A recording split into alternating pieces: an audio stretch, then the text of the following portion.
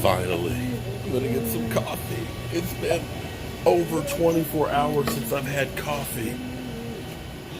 Well, hello friends, Mark Holmes here, and as always, thank you guys for watching, commenting, subscribing, and being part of the Jobu Sports Report. Without you guys, this literally does not work.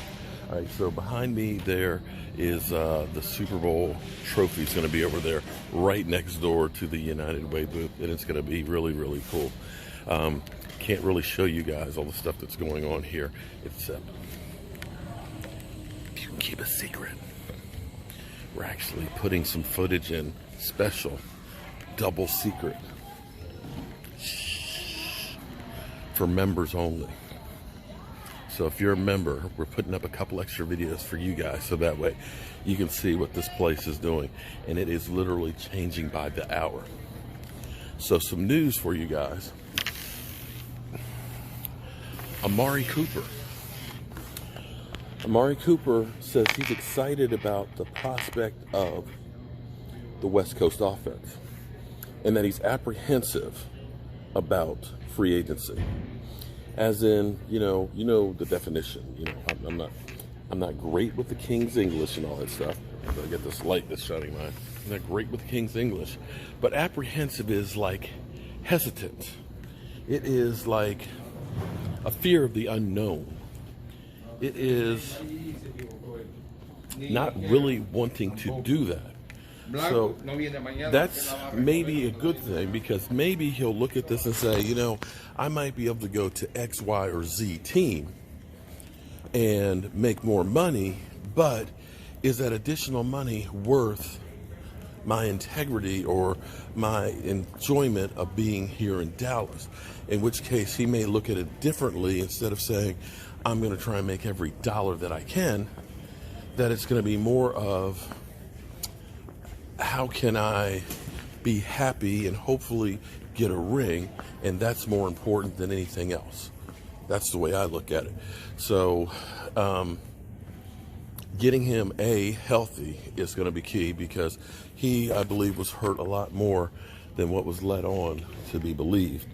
I believe that he truly was really, really nicked up, and so on. Let's hold it for a second.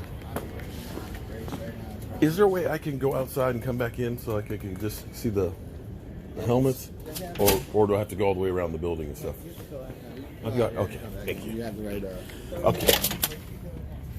Okay, so I just wanted to show you guys here on the outside. We're on the outside of the convention center, and of course, how about them Cowboys? Yeah, that's what I'm talking about. So that's where we are with all this stuff, and it's going to be an event. I really and truly would love to see Amari Cooper back. I think the key is that he gets healthy, because he was nicked up, and I think he was nicked up a lot worse than what was led on, because he just didn't seem right those last couple of games.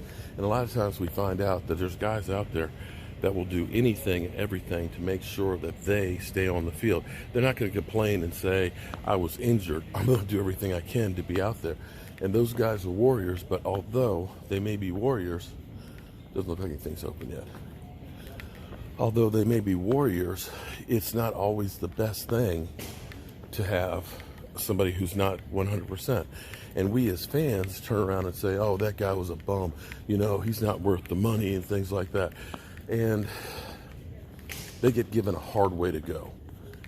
And we as fans, we expect everybody to be 100% in shape. 100% in shape when it comes to playing on the field. But the reality is, football is such a brutal sport. With Amari Cooper, from the time he went to training camp and had the plantar fasciitis, understand this. Here's what happens. When you have one injury, you favor it or you try and protect it.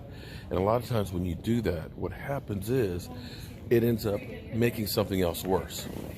I think part of the problem for Carson Wentz having the knee problems ended up meaning he played differently, and it realigned his body and maybe led to the back issues. Does that make any sense? Because that's what happens. Your body aligns differently.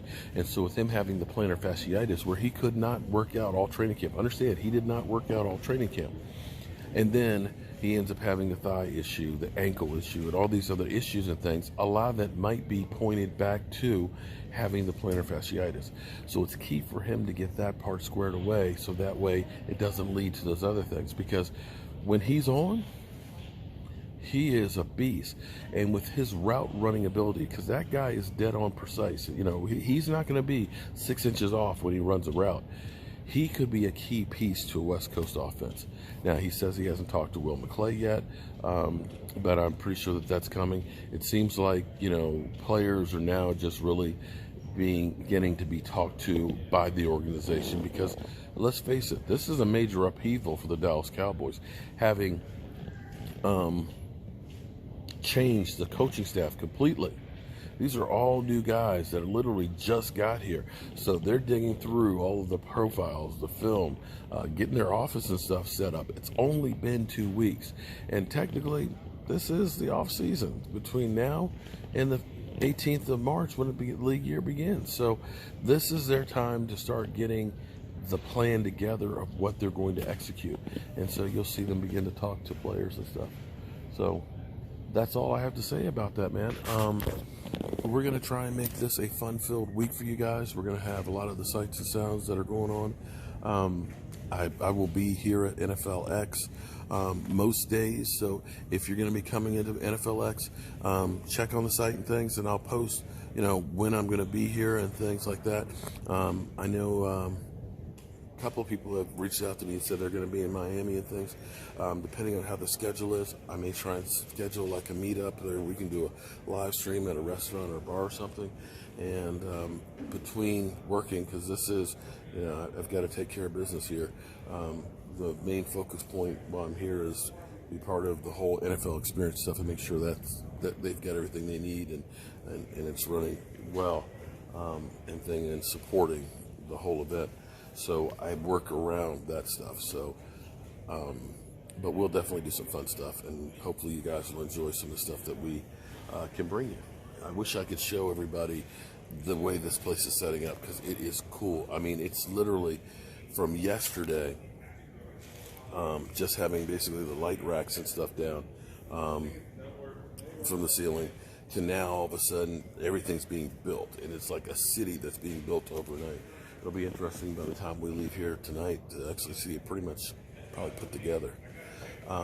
United Way's booth is actually going to be a Play 60 interactive virtual reality setup and stuff, and it's going to be really cool. It's right next to the Lombardi Trophy and all the rings.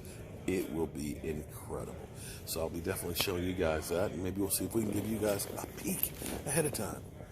Whew. You notice I'm happy now, right? I finally got some coffee. I need some more.